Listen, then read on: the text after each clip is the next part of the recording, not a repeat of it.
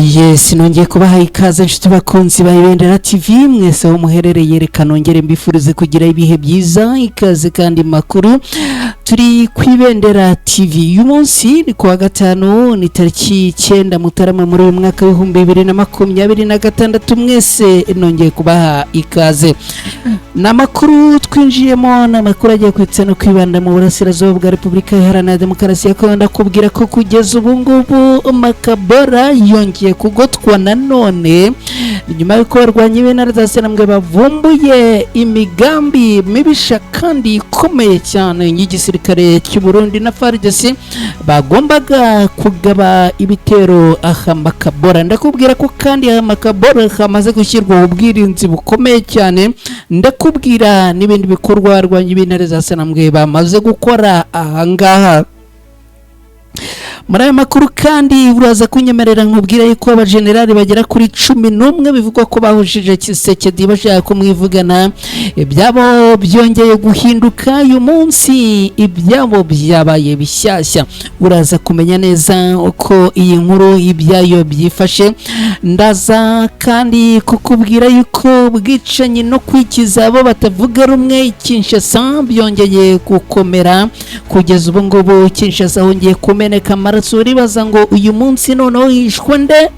Aba ahandaza kukugererayo nkubwire uko ibintu byifashe kugeza ubu. Kandi amakuru ahari araza no kwerekeza ku bivugwa yuko imirwano ikaze yongeye kubura muri teritwari ya Walikale. Nahongeye kumvikana amasasu hagati y'abarwanyi b'intare za Senamwe n'abarwanyi bo ku ruhande rwa leta ya Congo FARDC bafatanyije n'abarwanyi ba Wazalendo. Uraza kumenya ahongeye kumvikanira amasasu uyu munsi. Byose ndaza kubikuvira imuzi ni muzingo. Ndaza kandi kukubwira ko abarwanyi b'igisirikare cya leta ya Congo FARDC n'ingabo z'u Burundi abongeye guhangana n'abarwanyi b'intare za Senamwe mu misozi yo muri Fizi ni muri Kivu y'Amajyepfo muri Repubulika Iharanira Demokarasi ya Congo. Ibi ndaza kubikuvira imuzi ni muzingo. Ndaza kukujyana mu gihugu cya Tanzania nkubwire ko ari inkuru y'incamugongo, ikaba n'inkuru y'akababaro ku banyarwanda ho umunyarwandakazi yapfiriye muri kasho mu gihugu cya Tanzania. Ibi nabyo uraza kubisobanukirwa. Ndaza kukugezaho amazina y'uyo nyakwigendera. Mwese rero ikaze nanone aha ni ku Ibendera TV. Nitwa Umukada. Ni umwanya atubagezaho amakuru agaruka cyangwa se akitsa kanibanda mu burasirazuba bwa Repubulika Iharanira Demokarasi ya Kongo, ariko atukitsa ku bijyanye n'imirongo y'urugamba hagati y'abarwanyi b'intare za Senamwe no kuvuga Alliance Fleuve Congo 23 n'abarwanyi b'igisirikare kirwana ku ruhande rwa leta ya Congo. Mukanya gato cyane uraza kunkundira unkorere like, uraza kunkundira unkorere subscribe niba utari wayikora, hanyuma kandi uze kwibuka gusangiza aya makuru inshuti n'abavandimwe bawe dore uko bikorwa. Hari uwanyandikiye ambwira ngo ese ko nifuza gusangiza aya makuru inshuti zanjye nabigenza gute? Uramanuka hasi aho ngaho aho handitse share ukahakanda, bamara kuhakanda bakaguha link ugahita uyikopiya, hanyuma ugatangira kuyoherereza abavandimwe n'inshuti zawe, hanyuma tukageza amakuru kuri bose bashoboka. Iyo ubikoze rero bugize neza cyane. Reka ibintu tubikore gutya mu kanya ndaza twinjira muri aya makuru ku buryo burambuye.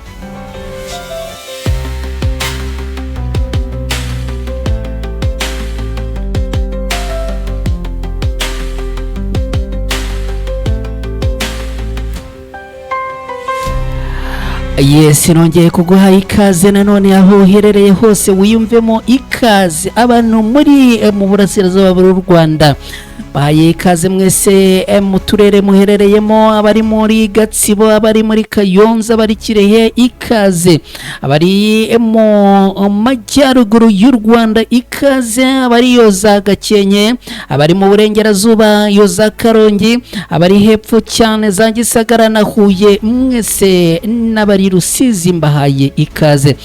Mu gitondo cyo kuri uyu munsi reka nkubwire ko ibintu byongeye guhinduka. Amasaha ya mbere ya saa sita uyu mujyi wa Makabora tayari wose wagoswe. Impamvu ni iyihe? Ndabikubwira.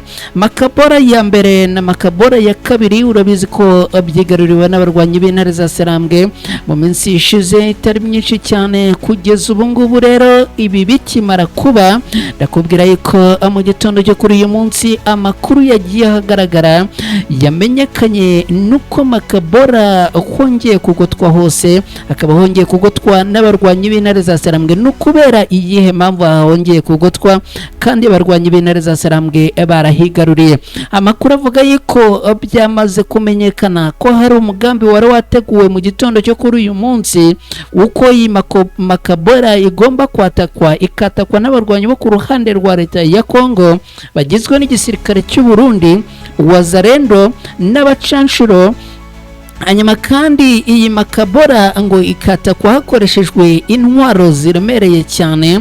Bikaba byamaze kumenyekana yuko iyi Makabora ngo hari na misiyo yo kuyataka hakoreshejwe inzira cyangwa se imbaraga zo mu kirere. Abarwanyi b'intare za Sarambwe ngira ngo urabibona, abarwanyi b'intare za Sarambwe nabo ntabwo babicaye, maneko zabo ngo zatanze amakuru yuko iyi Makabora yategurwaga kwatakwa. Bityo rero abarwanyi b'intare za Sarambwe bahita bashinga ubwirinzi bukomeye cyane muri Makabora ya mbere na Makabora ya kabiri. Abarwanyi b'intare za Sarambwe uretse kandi kuba bamaze gushyiraho ubwirinzi bukomeye cyane muri Makabora ya mbere n'iya kabiri, ndakubwira yuko abarwanyi b'intare za Sarambwe yari ngo ubu ibi bice biragoswe, babigoswe kubera yuko ngo abamaze kumenya amakuru yuko isaha ku isaha iyi Makabora ngo irimo guhigirwa n'abo ku ruhande rwa leta ya Kongo. Bakimara kuguta rero iyi Makabora yose, abarwanyi bo ku ruhande rwa leta ya Kongo babaye nk'abacika intege. Amaze gucika intege rero abasa n'abajijisha. Nakubwiye makuru ya kare yuko abarwanyi bo ku ruhande rwa leta ya Kongo abirumvikana abarwanyi b'igisirikare cy'u Burundi bafatanya n'abarwanyi ba leta ya Kongo guhangana n'abarwanyi b'intare za Sarambwe bamaze kwideployinga cyangwa se badeployinzwe ku bwinshi muri ibi bice byo muri Kivu y'Amajyepfo. Nakubwiye yuko bakoresheje amato y'intambara abasirikare benshi bakinjira ku butaka bwa Repubulika Iharanira Demokarasi ya Kongo bari kumwe n'ibitwaro biremereye. Ibitwaro rero ngo nibyo byari byateguwe ko bigomba kwataka yari Makabora, noneho ngo bakabanza bakayivanamo bakayisubiza, hanyuma bamara kwisubiza Makabora bagakomeza bakataka. Ndakubwira mu kanya imirwano noneho yaramukiye muri Fizi hagati y'abarwanyi barwana ku ruhande rwa leta ya Kongo n'intare za Sarambwe, ariko ngo hari misiyo yuko usibye kurwanira muri Fizi ariko banarwanira muri Makabora, kandi ngo byari byamaze gupangwa neza hamwe n'abacanshuro yuko Makabora abagomba kuyisubiza. Birumvikana ngo ababirigi bari bamaze gutegura drone zabo, hanyuma kandi ngo hari bamaze gutegurwa n'izindi ntwaro ziremereye, ariko bamaze kumenya yuko abarwanyi b'intare za Sarambwe yari bamaze gupanwa n'ubwirinzi mu kirere ndetse n'impande zombi. Ibi ngo bikaba byabaye nk'ibikorwa mu nkokora. Kugeza ubu ngubu rero n'ubundi uyu mujyi cyangwa se aha Makabora hose hakaba hagoswe n'abarwanyi b'intare za Sarambwe mu rwego rwo guhangana nuko ibitero isaha ku isaha n'ubundi bishobora ngo kugabwa ahangaha.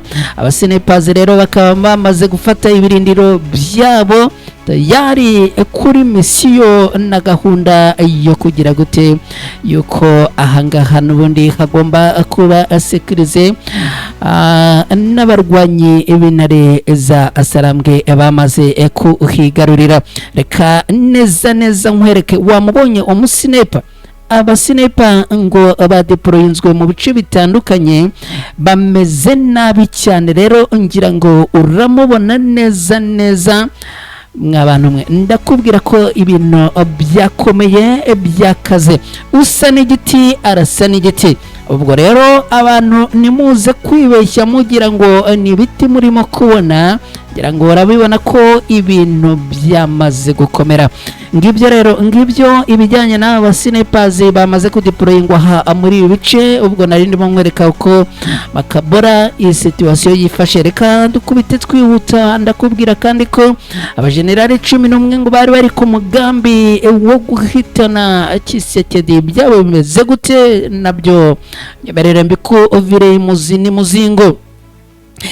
Aba arimo abajenerali 11 bashinjwa gushaka kwivugana Tshisekedi boherejwe indoro n'abasirikare bakomeye bo mu ngabo za Repubulika Iharanira Demokarasi ya Kongo bashinjwa kugerageza kwica Tshisekedi. Bakaba rero noneho ngo boherejwe gufungirwa muri gereza ya gisirikare ya Ndoro ni Kinshasa ku murwa mukuru w'iki gihugu cya Repubulika Iharanira Demokarasi ya Kongo.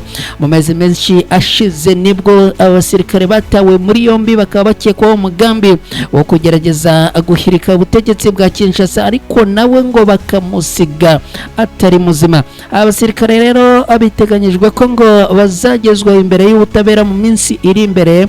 Aba bakaba barimo kuregwa ibyaha birimo kugirana umubano n'abagizi ba nabi, gucura umugambi mubisha bawucuriye umukuru w'igihugu, kugerageza kwica, kugambanira igihugu no kugirana umubano na leta y'igihugu cy'amahanga. Uraza kunyihanganira neza, ahangaha nago iyi nkuru yigeze ivuga mu mazina ibi bihugu by'amahanga ibyari byo. Icyo bivugwa nuko aba ngo mu byo bashinjwa harimo kugerageza kwica Tshisekedi.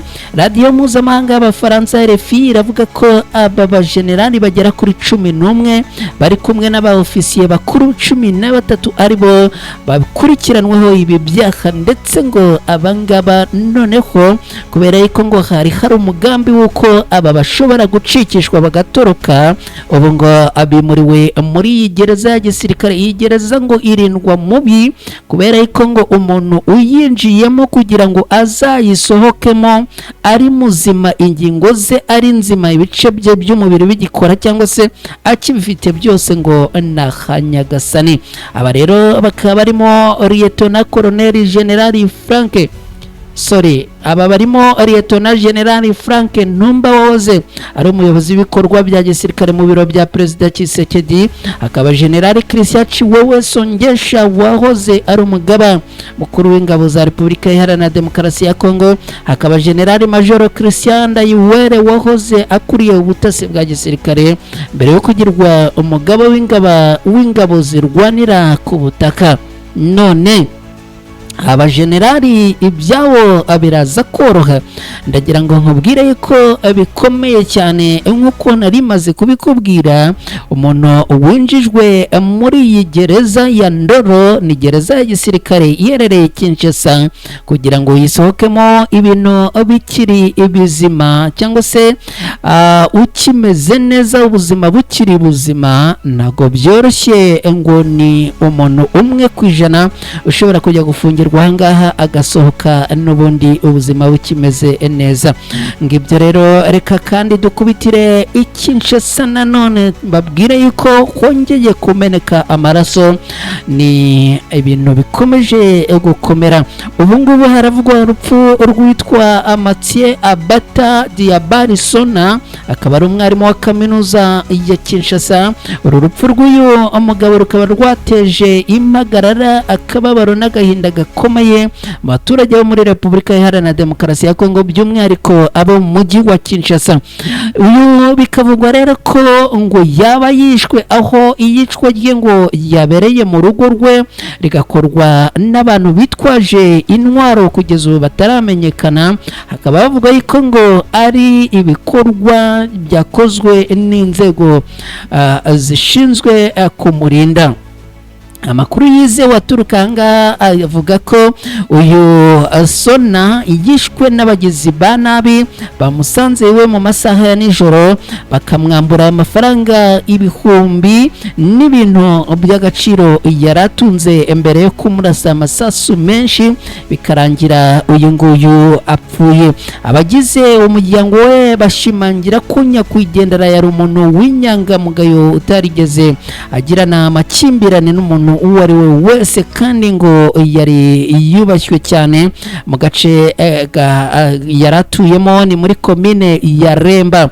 Amakuru rero akavuga yuko uyu nguyu ngo ashobora kuba yishwe ku mugambi cyangwa se ku itegeko ry'abayobozi bakuru b'iki gihugu cya Repubulika Iharanira Demokarasi ya Kongo, akaba ari mu mugambi ngo uhari wo kwikiza abantu bigaragara yuko ari abanyabwenge ariko kandi bagaragaza yuko ibirimo gukorwa n'ubuyobozi bitarimo kugenda neza mu gihe ubuzima bw'abaturage n'inzirakarengane bukomeza kugenda buhonyorwa. Uyu nguyu rero amahanga imiryango mpuzamahanga ndetse n'abantu batandukanye bakaba bakomeje kwinubira yicwa ry'uyu mugabo, aho urupfu rw'uyu mugabo Mathieu Abata Diabari Sona rufatwa nk'ikimenyetso gikomeye cy'uko hakenewe ingamba zihamye zinoze kandi zirambye zo kugarura umutekano, gukaza ubutabera no gusana icyizere cy'abaturage mu nzego z'igihugu. Reka twihuse twerekeze ku mirongo y'urugamba mubwire ko imirwano yikaze yongeye kubura ni muri teritwari ya Walikale hagati y'abarwanyi b'intare za Sarambwe n'abarwana ku ruhande rwa leta ya Kongo barimo FARDC na Wazalendo. Amasasu akaba yongeye kumvikana mu gitondo cyo kuri wa gatanu tariki 9 Mutarama muri uyu mwaka wa 2026 ni mu duce twa Kibati na Buhimba muri teritwari ya Walikale mu ntara ya Kivu y'Amajyaruguru, aho n'ubundi abarwanyi b'intare za Sarambwe bongeye guhangana n'abarwanyi bo ku ruhande rwa leta ya Kongo barimo FARDC n'imitwe ya Wazalendo. Nkuko abyemezwa n'amakuru aturuka hangaha muri aka gace, imirwano ngo yatangiye agana saa 12 za mu gitondo kuri uyu munsi, akaba rero ngo hifashishijwe intwaro ziremereye n'izoroheje, ibintu byaje gutuma abaturage bongera kugira ituze hafi ya ntajyo. Imirwano rero ikaba ngo yabereye mu mashyamba ahangaha muri Walikale ndetse ngo amasasu akaba yongeye kumvikana hafi ya Walikale centre. Umwe mu baturage uherereye ahangaha bavuganye n'itangazamakuru yagize ati twumvishe urusaku rukomeye rw'amasasu mu gitondo cya kare kuri uyu munsi, abantu abahunze basigaye ibyabo, abana n'abagore barimo kurira kubera ubwoba. Kugeza ubu nta mibare yemejwe y'abapfuye cyangwa abakomeretse, gusa inzego z'umutekano zikaba zivuga yuko n'ubundi ngo ibi bikomeje kugenda bikorwaho, no kuvuga ibijyanye n'imibare y'abapfuye n'abakomerekeye muri iyi mirwano, akaba inzego z'umutekano zitari zayashyira ahagaragara, no kuvuga ripoti ntizirajya ahagaragara.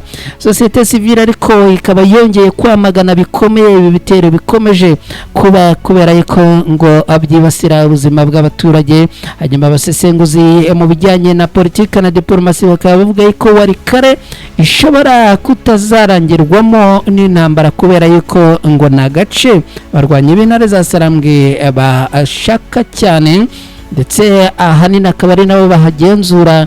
Ibi rero kuba ahanini ari bo bahagenzura ni nk'igisebe cy'umufunzo ku barwanyi ba FARDC na Wazalendo kubera yuko ngo birabagiye cyane, akaba ari nayo mpamvu komeje kugenda bashamburiya kuri abarwanyi b'intare za Sarambwe n'ubundi ngo abashaka kuzaruhuka ruko abirukanye Burundi abarwanyi b'intare za Sarambwe muri ibi bice. Reka nkubwira kandi ko kugeza ubu tuvugana FARDC n'ingabo z'u Burundi bongeye guhanganira na 23 misozi ya Fizi tajyara ubwo twamaze kumanuka muri Kivu y'Amajyepfo. Imirwano ikomeye yongeye kubura kuri uyu wa gatanu tariki 9 Mutarama muri uyu mwaka wa 2026, akaba ari imirwano irimo kubera mu bice bya Biko Bikobokobo na Pwezero aha ni muri teritwari ya Fizi, ni muri Kivu y'Amajyepfo muri Repubulika Iharanira Demokarasi ya Kongo. Amakuru aturuka ahanga haravuga ko kuva ku isaha ine za mu gitondo kuri uyu munsi hongeye kumvikana amasasu menshi, akaba ari amasasu rero yongeye kumvikana hagati y'abarwanyi b'intare za Sarambwe n'abarwana ku ruhande rwa leta ya Kongo ni FARDC bari kumwe n'abazarendo ndetse n'igisirikare cy'u Burundi.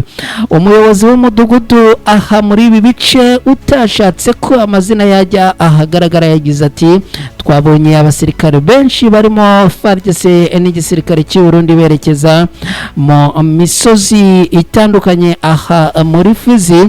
Nyuma rero nibwo ngo amasasu yatangiye kumvikana, abaturage bakavuga ko ubuzima bwahungabanye bikomeye, ibikorwa bitandukanye byahagaze kubera umutekano mukeya. Kugeza ubu kandi ngo ingabo z'u Burundi zamaze kudeployingwa cyangwa se zamaze kwisetinga ku bwinshi aha muri Kivu y'Amajyepfo, ibintu bigaragaza ko bishobora kuza kubyara imirwano ikomeye cyane kandi iyo gihe kinini.